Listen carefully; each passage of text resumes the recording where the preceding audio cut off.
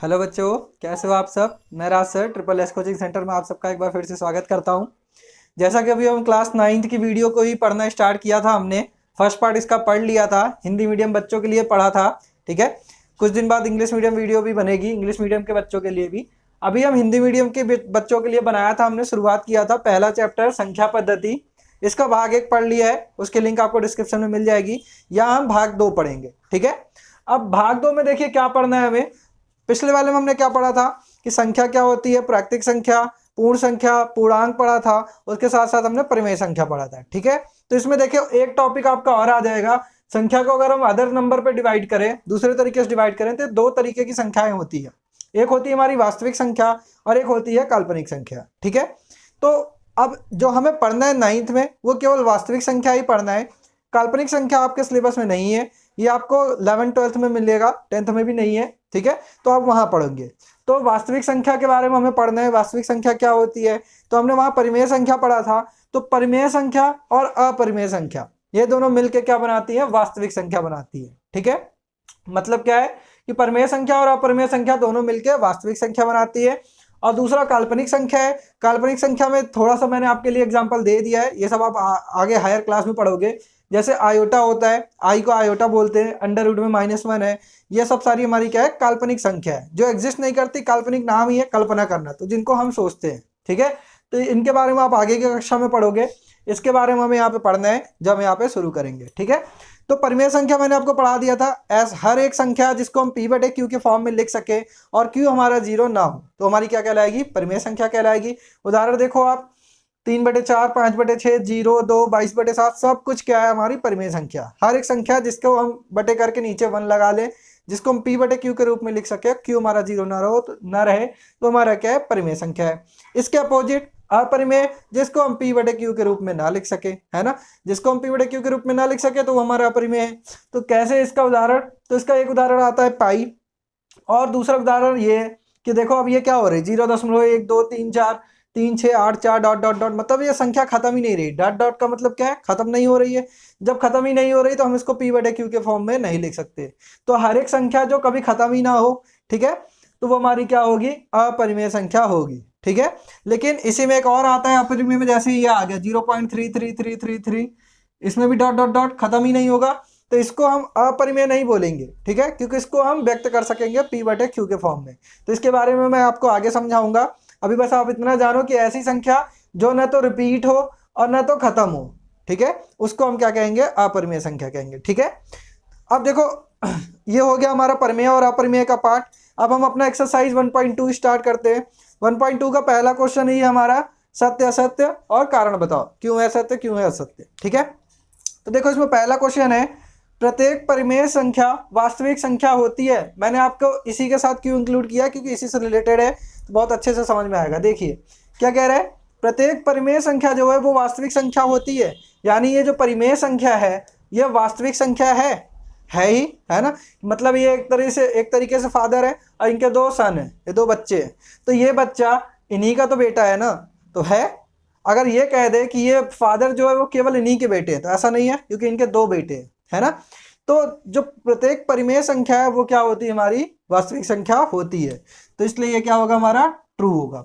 अब देखो एक और एग्जांपल यहाँ पे दिया है कि संख्या रेखा का प्रत्येक बिंदु √m के रूप में होता है, जहां पे m हमारी प्राकृतिक संख्या है। ठीक है, तो अब देखो इसको समझने के लिए मैं एक पहले संख्या रेखा बना लेते हैं।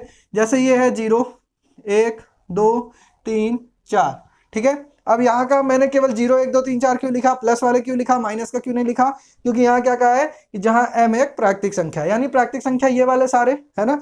तो अब देखो कह रहा है ये क्या है, √m के फॉर्म में है। √m का मतलब क्या है कि m हमारी प्राकृतिक संख्या, यानी √1 √2 √3 √4 ऐसे डॉट डॉट डॉट आगे। अब देखो क्या सारे अंडर रूट में ही आंसर देंगे, क्या नहीं देंगे ना। √1 की वैल्यू क्या होगी, 1 होगी। √2 का तो 2 ही रहेगा, लेकिन √3 का भी 3 रहेगा, और √4 आया तो क्या हो गया, 2 हो गया ना। तो यानी सारी संख्याएं जो है वो √m के फॉर्म में नहीं एग्जिस्ट करती। तो ये हमारा संख्या, ये वाला क्या होगा, ऑप्शन दूसरा वाला क्या होगा, असत्य होगा। ठीक है, तीसरा आता है प्रत्येक वास्तविक संख्या एक अपरिमेय संख्या है। देखो अभी वही वापस रिवर्स कर दिया कि कह रहा है ये केवल इन्हीं के पिता है, नहीं ना, ऐसा तो नहीं है। ये जो वास्तविक संख्या है ये दोनों के पिता है, परिमेय और अपरिमेय दोनों के। तो यही चीज इसमें उल्टा कह रहा है कि जो प्रत्येक वास्तविक संख्या है वो अपरिमेय संख्या है, केवल अपरिमेय संख्या। तो ऐसा नहीं है, वास्तविक संख्या में हमारा परिमेय संख्या भी है और अपरिमेय संख्या भी आता है। ठीक है, तो इस तरीके से आपका ये वाला पहला वाला क्वेश्चन हो गया। अब इसका दूसरा क्वेश्चन हम आगे यहाँ पे क्या करने पढ़ने जा रहे हैं। तो दूसरा क्वेश्चन देखिए यहाँ पे आया है, क्या सभी धनात्मक पूर्णांकों के वर्गमूल अपरिमेय संख्या होती है? यदि नहीं तो एक ऐसी संख्या के वर्गमूल का उदाहरण दीजिए जो एक परिमेय संख्या है। ठीक है, क्या कह रहे हैं? सभी धनात्मक पूर्णांक, हमें पता है धनात्मक पूर्णांक क्या है, ये हमारी संख्या रेखा है। संख्या रेखा पे बीच में 0 होता है, इधर सारे धनात्मक पूर्णांक होते हैं और इधर सारे ऋणात्मक पूर्णांक होते हैं, है ना। तो कह रहा है क्या सभी जो धनात्मक पूर्णांक है, यानी ये वाले जो धनात्मक पूर्णांक है, इनके वर्गमूल अपरिमेय संख्या होती है? होता है क्या? देखो, एक का वर्गमूल मतलब स्क्वायर, एक का वर्ग किया एक ही तो आया ना, ये अपरिमेय है क्या? परिमेय है ना। 2 का करो, 2 का स्क्वायर किया, ये भी क्या हुआ 4, ये भी हमारी क्या है? परिमेय संख्या है। तो यानी ये नहीं है। ठीक है, कि अगर हम धनात्मक पूर्णांकों का वर्गमूल करेंगे तो वो हमारी क्या आएगी? अपरिमेय संख्या नहीं आएगी, परिमेय संख्या ही आएगी। ठीक है, कह रहा है अगर एक ऐसी संख्या के वर्गमूल का उदाहरण दीजिए जो एक परिमेय संख्या है। ये देखिए हमने उदाहरण दे दिया कि ये देखो धनात्मक पूर्णांक था हमारा प्लस का 2, इसका स्क्वायर किया तो हमारा क्या आ गया 4, जो कि क्या है? परिमेय संख्या, जो कि परिमेय संख्या है। ये हो गया हमारा तीसरा क्वेश्चन। अब चौथा क्वेश्चन करने से पहले मैंने कहा था मैं एग्जाम्पल को लेके भी सॉल्व कराऊंगा, तो अभी तक आप सोच रहे होंगे भैया एग्जाम्पल तो कराया नहीं और ये करा दिया। तो अब मैं यहाँ पे एग्जाम्पल करा दे रहा हूँ। क्यों? क्योंकि जो √2 है, अगला एग्जाम्पल आएगा √3। ठीक है, उदाहरण नंबर 4 है हमारा, √3 को निर्धारित कीजिए इसमें। फिर उसके बाद हमारे क्वेश्चन में आएगा तीसरा क्वेश्चन, √5 को निर्धारित कीजिए। तो एक अगर आप समझेंगे तो इससे सारा आपको समझ में आसानी से आ जाएगा। ठीक है, तो इसलिए देखिए हम √2 को बनाना शुरू करेंगे। कैसे करेंगे? स्टेप बाय स्टेप करना है। पहले संख्या रेखा खींच लीजिए। ठीक है, संख्या रेखा पे क्या कीजिए, यहाँ 0 है, यहाँ 1 है, यहाँ 2 है और यहाँ 3 है। ठीक है, धनात्मक वाले की जरूरत है, इधर वाले की जरूरत नहीं है। आप संख्या रेखा है, बनाना चाहते तो बना लीजिए, कोई दिक्कत नहीं है। ये हमने बना लिया। इनके बीच की दूरी कितनी है? 1-1 सेंटीमीटर की है। देखो 0 से 1, 1 से 2, 2 से 3, है ना। तो गैप 1-1 का ही है। तो अब देखो इसमें क्या करना है। सबसे पहले आप 0 से 1 तक को ही आपको लेना है, 0 से 1 तक। ठीक है, ले लिया आपने। अब 1 पे आप d की सहायता से क्या करेंगे? 90 बनाएंगे। ध्यान दीजिएगा, d की सहायता से बनाना है। मैंने सीधी लाइन खींच दिया है, लेकिन आप किससे बनाएंगे? d से बनाएंगे। d से 90 डिग्री बनाना है। फिर आपको अपना चाप लेना है। चाप लेके यहाँ पे रखेंगे, 1 सेंटीमीटर की दूरी है, इसको नापिएगा और इसको नाप के यहाँ पे अपने चाप को रखना और पेंसिल से 1 सेंटीमीटर का कट मार देना। ठीक है, जहां पे कट होगा उस कट को ये हमारे 0 वाले पॉइंट से ऐड कर देना, मिला देना इसको। ठीक है, ये जो हमारी लाइन है, ठीक है, यही लाइन हमारी। अब ये आपने मिला दिया इसको। 0 से 1 तक का नापना है। 1 पे एक 90 डिग्री का कोण बनाना है।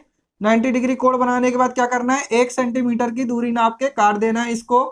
कट करके फिर इसको आप 0 से मिला देंगे। फिर आप अपना जो चाप है, चाप की नोक को यहाँ पे रखिए, अब पेंसिल को यहाँ रखिए। ठीक है, और इसको क्या करिए? नीचे की ओर बढ़ाते जाइए। ये जहां पे कट करेगा लाइन पे वही पॉइंट हमारा होगा √2। ठीक है, वही पॉइंट हमारा क्या होगा? √2 होगा। अब भैया कैसे होगा? आपने कैसे कर दिया? प्रूव करिए, सिद्ध कीजिए। अगर आपको देखना है कि कैसे होगा तो देखो हम यहाँ पे सिद्ध करते हैं। कैसे सिद्ध करेंगे? अब ये हमारा ABC एक त्रिभुज दिख रहा है। कैसा त्रिभुज दिख रहा है? ऐसे समकोण त्रिभुज। तो समकोण त्रिभुज में पाइथागोरस लगता है। पाइथागोरस क्या होता है? कर्ण का स्क्वायर इक्वल टू बराबर हमारा लंब का स्क्वायर प्लस आधार का स्क्वायर, है ना। अब देखो आपके पास क्या है? तो AC स्क्वायर हो गया और लंब हमारा क्या था? हमारे पास AB था। AB लंब हो गया। देखो इसमें मैं दिखा दे रहा हूं आपको, ये A है, ये B है, ये C है। ये हमारा कर्ण है। ठीक है, ये हमारा लंब है और ये हमारा आधार है। ठीक है, तो इससे आप समझ जाओगे कि देखो लंब का स्क्वायर में हमने क्या लिखा है? AB का स्क्वायर प्लस आधार का स्क्वायर में BC का स्क्वायर। अब सबकी वैल्यू आपको पता है क्या? कर्ण तो आपको निकालना ही है। AC का स्क्वायर और AB कितना है? AB, ये AB हमने कितना लिया था? 1 सेंटीमीटर ही तो लिया था। 1 का स्क्वायर और BC हमारा क्या है? ये BC, ये भी तो हमारी दूरी 1 सेंटीमीटर की है। तो 1 का स्क्वायर। तो यहाँ से क्या आ गया, 1 का स्क्वायर 1, 1 का स्क्वायर 1, AC बराबर हमारा AC का स्क्वायर बराबर 2 आ गया। तो AC बराबर क्या आ जाएगा, ये स्क्वायर इधर चला जाएगा रूट में, तो √2 आ गया। तो देखो हमारा AC क्या था, ये यही तो √2 था। और इसी को हमने क्या किया, स्केल से चाप से अपने रख के पेंसिल से नीचे की ओर उतार दिया। तो ये जिस पॉइंट पे करेगा वही हमारा क्या कहलाएगा, √2 कहलाएगा। ठीक है, ये हमारा √2 हो गया। ऐसे हमारा √3 बनाना है तो क्या करोगे, इसी पे ही आपको √3 भी बनाना होगा। जैसे आपने √2 बना लिया, अब क्या करो आप, इसको आप अपना बेस मानो। ये हमारा क्या हो गया, बेस हो गया। ठीक है, ये हमारा आधार हो गया। अब इस पे हम अपना क्या रखेंगे, डी रखेंगे। और डी को ऐसे रख के, ठीक है, ऐसे आप डी रखोगे, डी रख के एक 90 डिग्री बनाना, इस वाले पॉइंट से एक 90 डिग्री बनाना। ठीक है, फिर 90 डिग्री बना के 1 सेंटीमीटर नापना आप, और यहाँ चाप रख के 1 सेंटीमीटर को कट मार देना। ठीक है, जब कट मारोगे आप तो इस कट को फिर से कहाँ से मिलाना है, आपको ओ से मिलाना है। और जो ये मिलाओगे ओ से, फिर अपने चाप को ओ पे रखना, जीरो पे रखना, सॉरी जीरो पे रखना, पेंसिल को यहाँ, और इसको भी धीरे धीरे क्या करना, नीचे उतार लेना। ठीक है, तो ये जो जहां पे ये उतरेगा वही हमारा क्या होगा, √3 होगी। ठीक है, ये वाला पॉइंट हमारा क्या हो गया था, √2। ये जो दूसरा वाला पॉइंट आएगा वो क्या होगा, √3 होगा। ठीक है, एक चीज और ध्यान देना कि √4 की वैल्यू कितनी होगी, √4 की वैल्यू 2 होती है, तो √3 की वैल्यू क्या होगी, 2 से कम ही आएगी। तो अगर आपका चाप यहां जा रहा है 2 के पास, 2 के बाहर, तो समझ लीजिएगा आपका आंसर गलत आ रहा है। ठीक है, तो इसलिए ढंग से बनाइएगा आप। तो ये आपका √2 था, अब ये आपका क्या आ गया, √3 आ गया। अब इसको आपको सॉल्व करना है, इसको भी चेक करना है। तो सेम इसी से देखो, ये वाला अब हमें क्या करना है, ये वाला ट्रायंगल लेना है, ये वाला त्रिभुज लेना है। देखो ये वाला है ना, ये वाला त्रिभुज लोगे।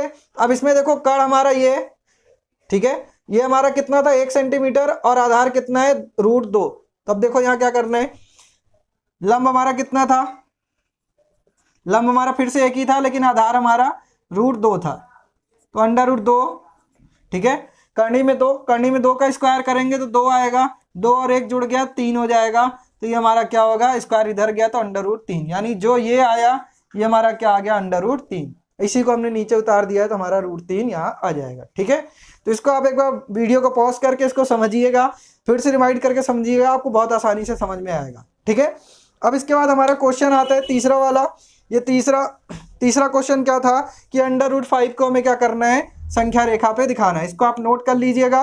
अब हम √5 को क्या करेंगे, संख्या रेखा पे दिखाएंगे। तो देखो √5 संख्या रेखा पे कैसे दिखता है, √5 को दिखाना है। कौन सा क्वेश्चन है, चौथा नंबर क्वेश्चन, तीसरा नंबर क्वेश्चन है ना। तीसरा क्वेश्चन है कि √5 को संख्या रेखा पे दिखाइए, संख्या रेखा पर दिखाइए। ठीक है, अब देखो क्या करना है आपको। अब चाहो तो आप 2 तरीका है कि पहले आपने क्या किया था, √2 बनाया था, फिर 3 बनाया था, फिर 4 बनाइए वैसे ही सेम, और फिर उसके बाद 5 बनाइए। या तो दूसरा तरीका हमारे पास क्या है कि देखो हम कैसे बनाएंगे। एक हमने फिर से अपना संख्या रेखा खींचा, संख्या रेखा खींचने के बाद 0 1 2 3, इधर का -1।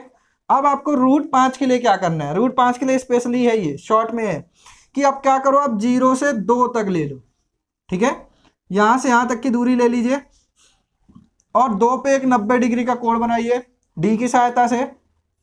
ठीक है, फिर क्या करिए, आप 1 सेंटीमीटर का नाप लीजिए। अब यहाँ आपको 1 ही सेंटीमीटर का नाप लेना है, केवल एक ही चीज में अंतर आया कि ये हमने जो आधार था, आधार को 2 सेंटीमीटर तक लिया है। यहाँ 1 सेंटीमीटर का ही आप नाप लीजिए, उसको कट मारिए, कट मार के 0 से मिला दीजिए। ठीक है, तो ये जो अब ये मिला दिया, मिलाने के बाद यहाँ पे आप अपना चाप रखिए, यहाँ पेंसिल, और इसको क्या करिए, नीचे की ओर उतार दीजिए। जहां पे ये मिलेगा वही हमारा क्या होगा, √5 होगा। तो अब देखिए ये कैसे आएगा। अब हमें फिर से वही लगाना है, ABC। ठीक है, क्या बना, समकोण त्रिभुज। तो पाइथागोरस लगाएंगे, पाइथागोरस में क्या होगा, AC का वर्ग बराबर AB का वर्ग प्लस BC का वर्ग। ठीक है, AC आपको निकालना है, AB आपने कितना लिया है, 1 सेंटीमीटर का ही चाप लगाया था, प्लस BC आधार कितना था, हमने 2 सेंटीमीटर लिया था। ठीक है, तो देखो हमारा 1 का स्क्वायर 1, 2 का स्क्वायर 4, तो 4 1 5 आ गया। ठीक है, तो यहाँ से AC स्क्वायर बराबर कितना आ गया, 5 आ गया। जब हम AC निकालेंगे तो क्या आएगा हमारा, AC बराबर √5 आएगा। तो देखिए कितना आसानी से आपका √5 बन गया। यही जो √5 था इसी को तो हमने चाप से नीचे की ओर उतारा है। ठीक है, तो इस तरीके से आपका ये तीसरा क्वेश्चन भी हमारा क्या हो गया, यहाँ पे सॉल्व हो गया। ठीक है, अब जो इसके आगे का आखिरी चौथा क्वेश्चन है, चौथे क्वेश्चन में कह रहा है कि आप ऐसे जैसे आपने √2 बनाया था, √3 बनाया था, वैसे ही √4, ऐसे √5, ऐसे बनाते बनाते बनाते बनाते आप क्या करिए, एक पूरा सर्कल बना दीजिए। ठीक है, मतलब तब तक बनाइए जब तक वो पूरा सर्कल के फॉर्म में ना बन जाए। तो जब आप बनाएंगे उसको तो क्या होगा, √2 पहले आपका ऐसे आया था। ठीक है, 0 1, यहाँ √2 आया था, फिर आपने इस पे बनाया था तो √3 आया था, फिर आप इस पे बनाओगे तो √4 आएगा यहाँ से। ठीक है, फिर आप इस पे बनाओगे तो √5 आएगा यहाँ पे, फिर ऐसे बनाओगे √6 आएगा। ऐसे करते करते करते करते क्या बन जाएगा, एक पूरा सर्कल बन जाएगा। ठीक है, तो वो मैं आपके लिए छोड़ रहा हूँ, वो आसान है, वो आप कर लेंगे। जैसे हमने √2 बनाया था, √3 बता दिया, √5 इंपॉर्टेंट आपका वो नहीं है, इंपॉर्टेंट आपका ये √5 वाला है और √2 और √3 जो मैंने आपको तीनों समझा दिया। ठीक है, इस तरीके से सेकेंड पार्ट में हमने 1.2 प्रश्नावली 1.2 को खत्म कर लिया है। इसमें जो एक अब तीसरा भाग आएगा, तीसरे भाग में हम 1.3 के बारे में पढ़ेंगे, सारे उदाहरण के साथ और सारे ही क्वेश्चन के साथ करना है, हमें एक भी क्वेश्चन छोड़ना नहीं है। इसलिए वीडियो ज़्यादा लेंदी ना हो तो मैं हर एक प्रश्नावली की अलग अलग वीडियो बनाऊंगा। ठीक है, तो आप इसको नोट कर लीजिएगा, वीडियो को रोक कर भी देख लीजिएगा। जहाँ नहीं समझ में आता है तो आप क्वेश्चन पूछ सकते हैं हमसे, अपना कमेंट में कमेंट दे सकते हैं। ठीक है, फीडबैक कैसा लगा आपको, अच्छा लगा कि नहीं, क्या पॉइंट नहीं समझ में आया, तो वीडियो के बारे में आपको जैसा भी लगा आप अपना फीडबैक जरूर दीजिएगा। और वीडियो अगर पसंद आ रही है तो लाइक शेयर सब्सक्राइब कीजिए, बेल आइकन को भी दबाइए और अपने दोस्तों को भी भेजिए। ठीक है, thank you to all of you.